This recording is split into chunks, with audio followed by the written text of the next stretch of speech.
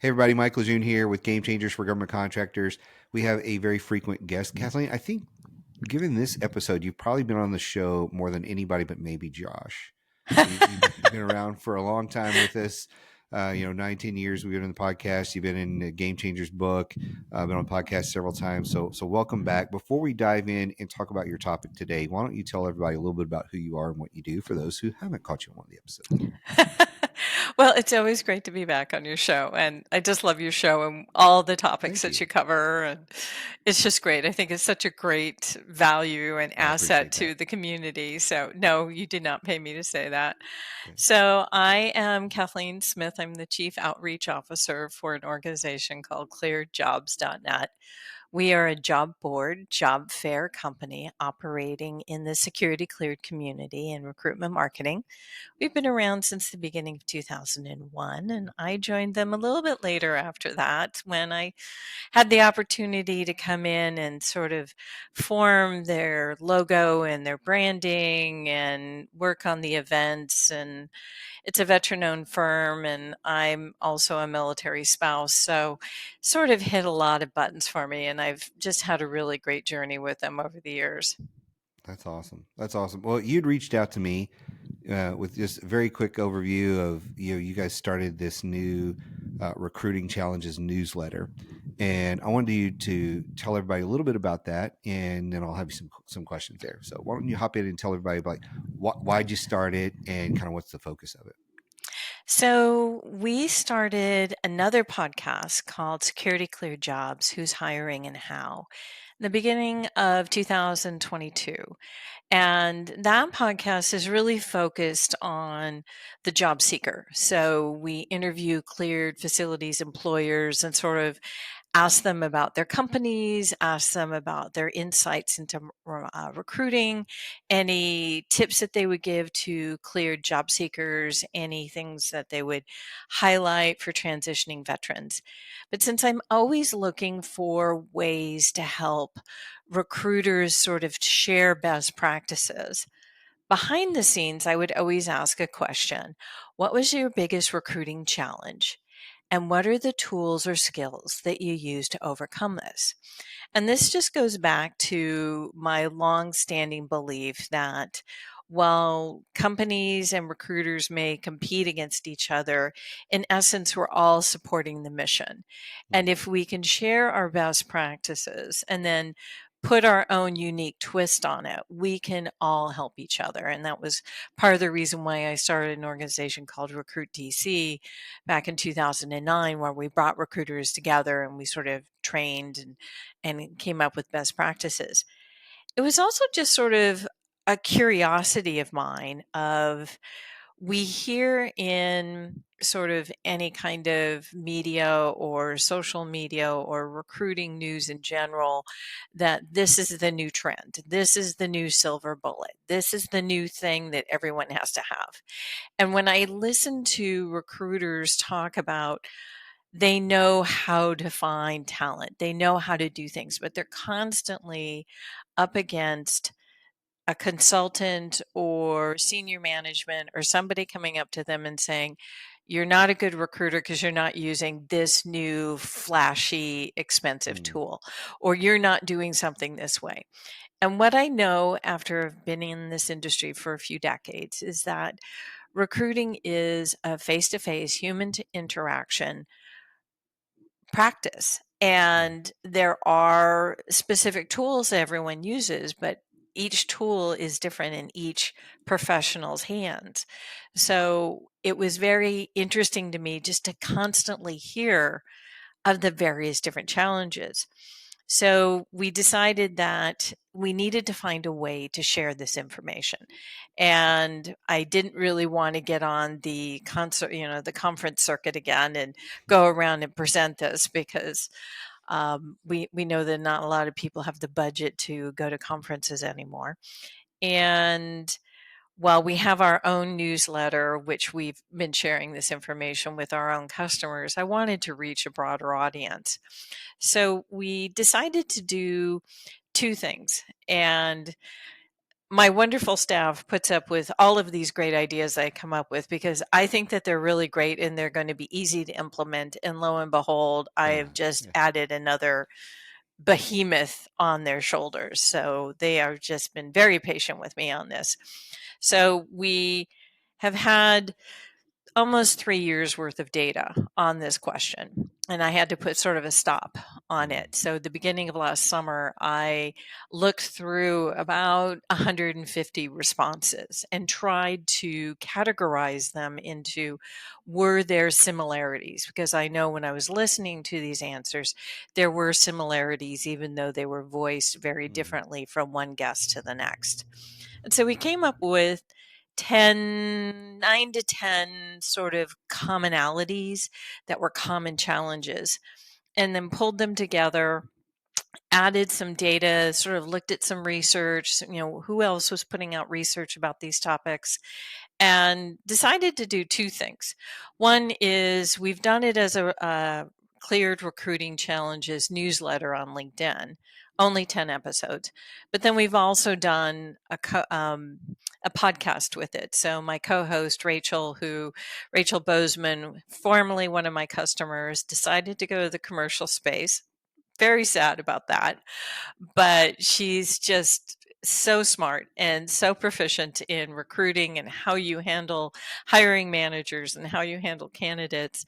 So we dive into this in a podcast in 10 episodes. So it's not just a newsletter, it's a podcast, but thankfully for everyone who's having to work on it behind the scenes and the audience, I would assume, it's only 10 episodes. It started mid-October and will go until Valentine's Day next year.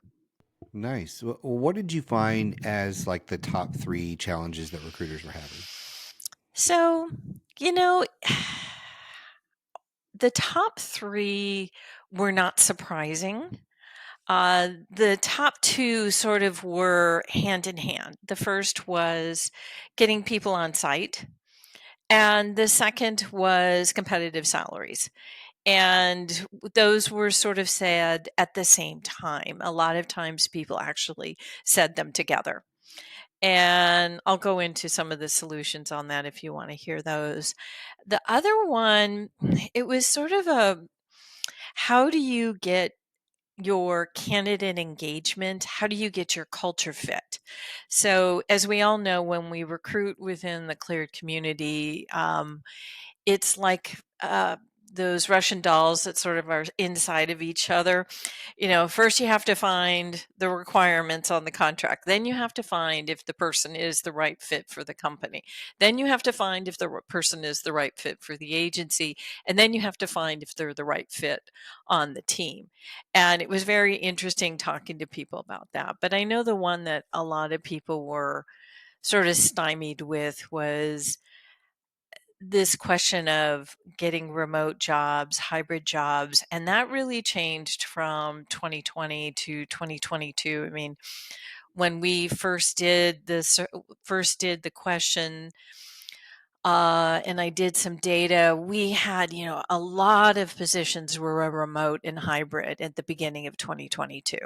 And then from 2022 to 2023, things rapidly changed. And they're continuing to change here to the point that you're not finding many remote or hybrid positions. But what I really found fascinating is that when we delved into it a little bit deeper, it really was pulling back the veneer on a problem that we've had in the community for a much longer time than just the pandemic. And that is called SCIF stress. That is people who have had to work in SCIFs and they have absolutely no flexibility in their life. They have Mm. no flexibility to go to their kids' soccer games or take care of an elderly parent or deal with the stress of traffic. And so I I kept hearing that we have a challenge of people not getting remote opportunities, or they're saying that they're leaving the cleared community to go to the commercial space for remote opportunities, and lo and behold those are disappearing. I'm really just fascinated at how companies in the government contracting space have really stepped up and said, this is not just about changing the location. This is about adding flexibility, and we can do this. Hmm. So, what are the solutions to these? Because I can see some solutions in a few of the problems, but like the skiff stress and things like that, that's an interesting one of how are they dealing with that. So, what did you find as solutions for all these? So we found one that the biggest thing is when a recruiter is talking to a candidate who is asking about remote or hybrid opportunities or flexible opportunities, it is not a yes or no answer. It is a why does that particular candidate need flexibility? Hmm. Do they need flexibility all the time, or do they need flexibility on a, one-off opportunity? And this is where a lot of recruiters really became problem solvers by diving into the question, why do you need flexibility? Do you need to leave on Thursday afternoons at 3 o'clock every week because your child has some kind of special childcare need? Or do you need flexibility because of commuting? And I think that that was a really big solution that a lot of people work toward, is sort of understanding that, okay, what is it that you need and how can we make it available? SAIC did a really great job in expanding their number of hours that people can use as time off to apply for family leave, elder care, child care. We were talking to BDO public sector, and they really stepped forward and said, we can't control what happens on site as far as your relationship with our customer.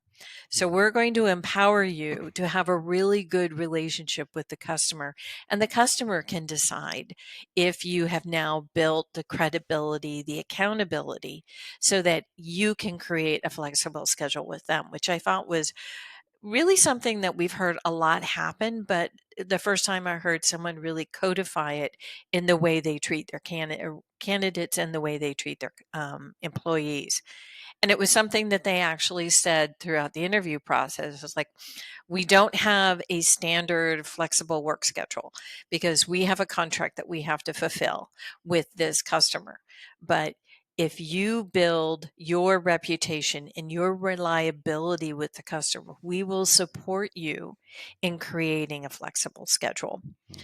They also had other customers. We talked with Core Force, who really, they're down in the Charleston, South Carolina area. They're also up here, but they had some more flexibility with creating remote and hybrid positions and being able to say that, people only needed to be in the office 1 or 2 days a week. And that's something they still had the availability with. But going back to SCIF stress, it was really a lot of people stood behind their company culture and said, okay, we're really going to make sure that we bring those who are at the SCIF into the office a lot more. We're going to make sure that they're included into the events. We're going to make sure that they're not just considered people who are off-site. We're going to make sure that they're still feeling like they're part of the Yeah. family. A lot of managers made sure that they scheduled more time to go to the SCIF and visit their employees who were there on site so that they didn't feel so detached from the Hmm. company themselves. And when we looked at several of the workforce studies, there was a workforce study that was done for the aerospace and defense industry. They really pointed out that as an industry at whole, we really don't do a very good job at career development, internal Hmm. career development. And that was another thing that came up as a solution to skiff stress, is to really rotate one company. Oh, and I'm going to forget their name. Um, one company was really great about going through and making sure that their teams that were on site rotated through other teams so Mm, that they had a way to look at not only the other cleared work that they did, but it was a company that also had a commercial side.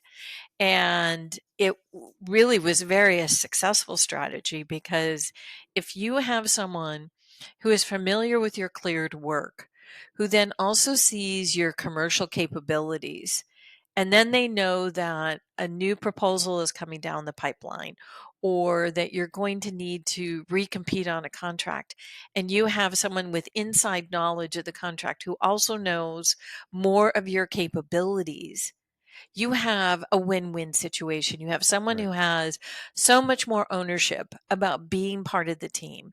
You have someone who is actually being creative and having initiative, and you have an inside track of being part of a winning proposal. So I thought that was absolutely fascinating.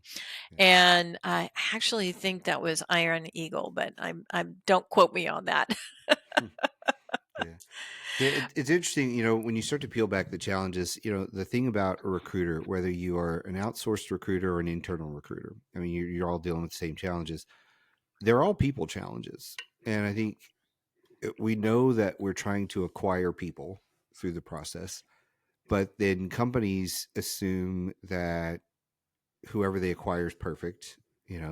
I've been through those recruiting, companies, decades ago, and it's interesting how you talk about how they're looking for all the things like in the Russian nesting doll, where there's all these different fit, because you can get to a certain process and then be like, I don't know if you're good for the culture or this that, or it's good for you.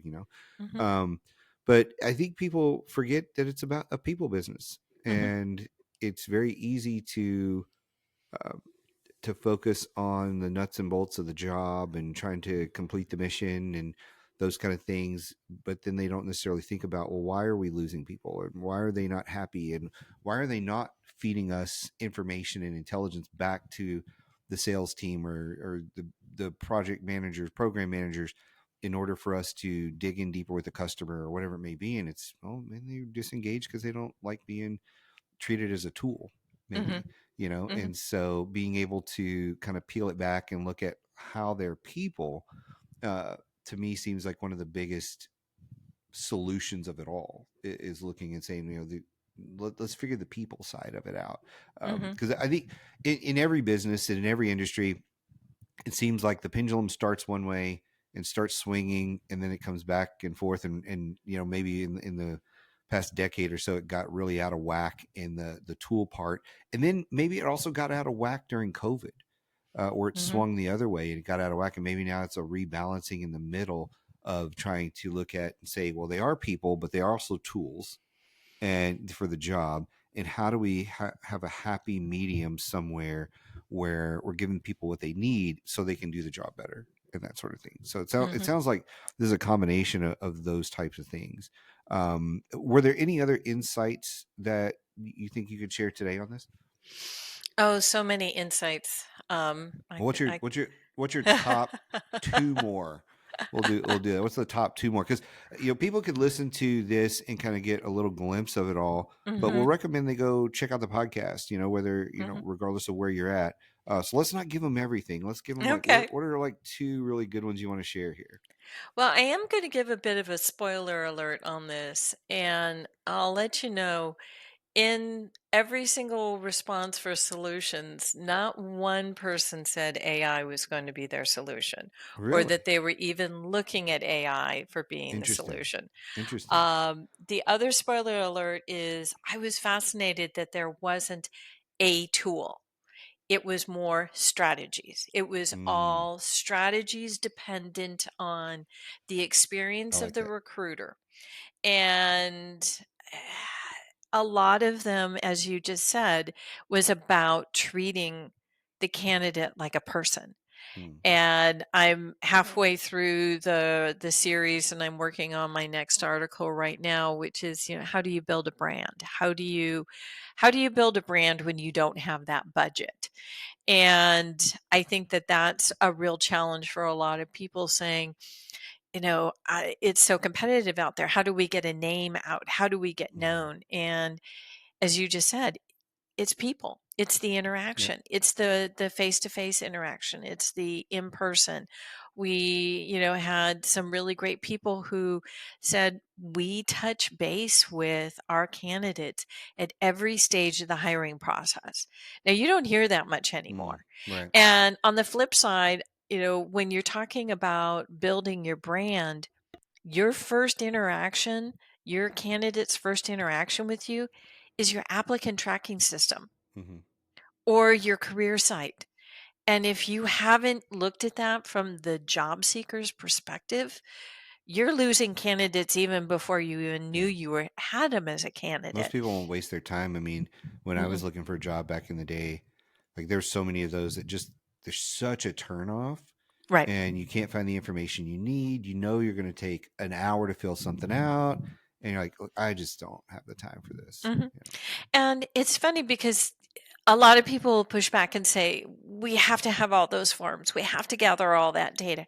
Hey, I get it. I get it. You need to do that. Lay it out clearly on your career site. Tell them the questions you're going to ask them. Tell them the stages that they're going to have Mhm. to go through.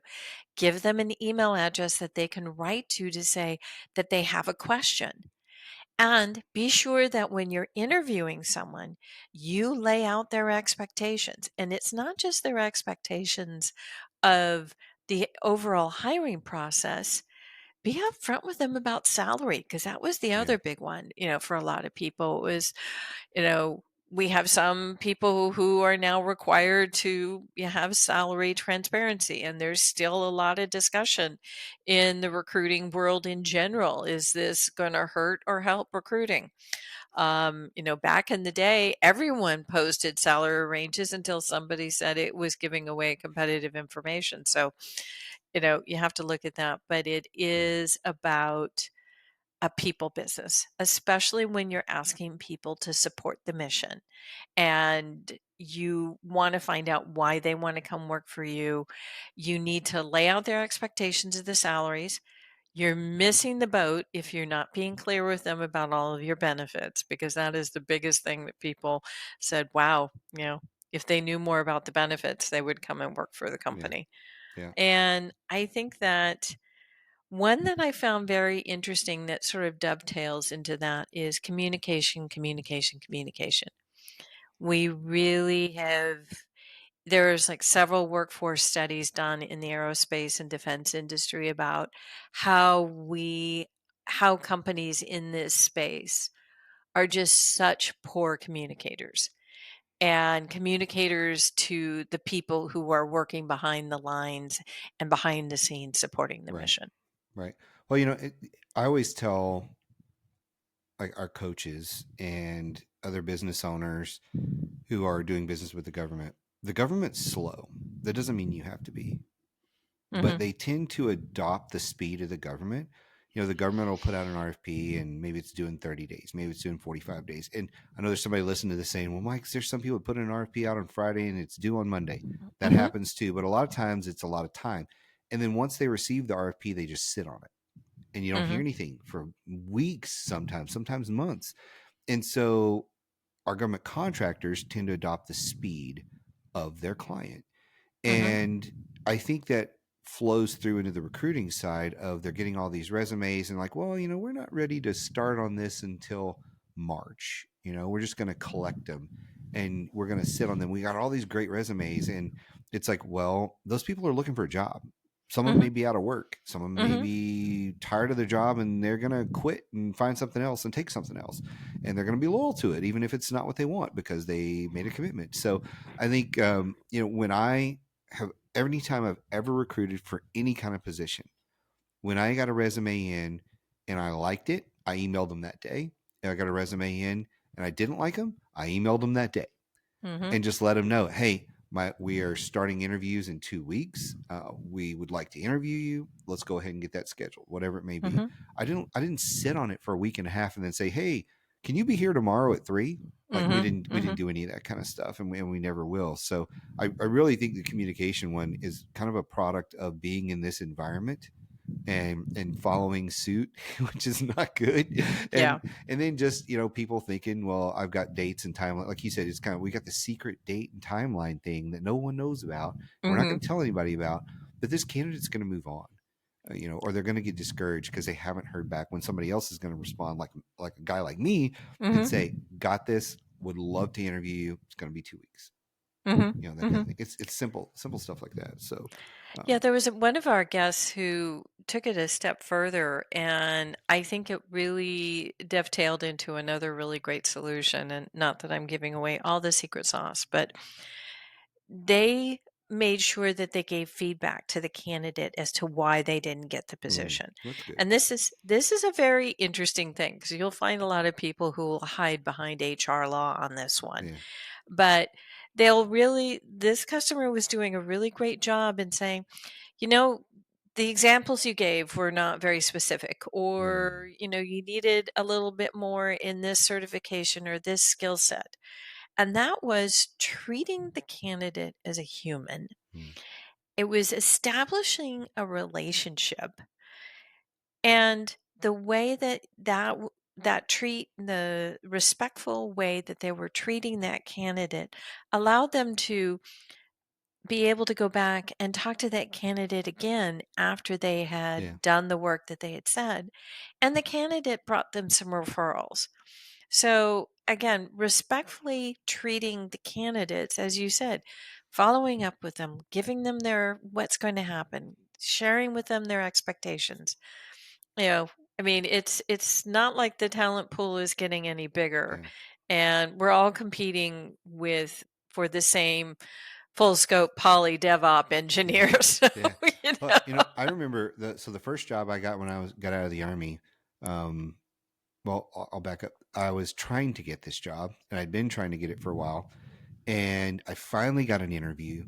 And this was back in '99. I got the interview, flew out to Colorado Springs, did the interview, loved me as a person. They just like, you just don't have the resume to back up what we need. And they said, go work on that. Go work on that. Go get a different kind of job. Get a couple things built up on your resume. And they gave me some specifics. So within 3 months, I had everything they asked for. I reapplied and got the job. They didn't even re-interview me. They Yeah. just said, "Hey, your resume is where it needs to be now. We can go ahead. We can bring you on board, and for the position you were looking at before." And boom, I had the job. So that made the difference for me, and I wanted to work there. I loved the feedback. It was easy to go do, Mhm. and I did it. And I think that showed them something of, hey, because looking back, I still wasn't qualified for that job, Mhm. but they saw me go and put in the hard work to get closer to where I needed to be, Mhm. and as quickly as they did, and that's why they brought me on. So I appreciated the feedback. That was really good. And Uh, what's interesting is this is one of the things that we miss in recruiting transitioning military folks. Because if you remember, like when you were in the Army, when you moved from one stage to the next, if you didn't hit the mark, you were given feedback yeah, as to why you didn't hit that mark, why you didn't, yep, get to the next sit rep, why you didn't get to the next stage. yep. And this is what all of our transitioning military personnel are used to. And when they don't get a job, they're like, why isn't anyone giving What's me going any on? Yeah, feedback? why? So, if you want to build a really good reputation with our growing transitioning military workforce, be sure you're giving them feedback. Yeah, no, highly agree. So this has been good. I'm gonna have people. They're gonna go look at the newsletter. They can find it on LinkedIn, right? If they go to your profile, they can find the newsletter, the Recruiting Challenges newsletter on your It LinkedIn, correct? it's cleared recruiting challenges. Awesome. Yeah, go check that out. Check out the podcast that comes with it. And Kathleen, as always, thanks for reaching out, hopping on the podcast with me. It was great talking with you today. Great talking with you. Take care.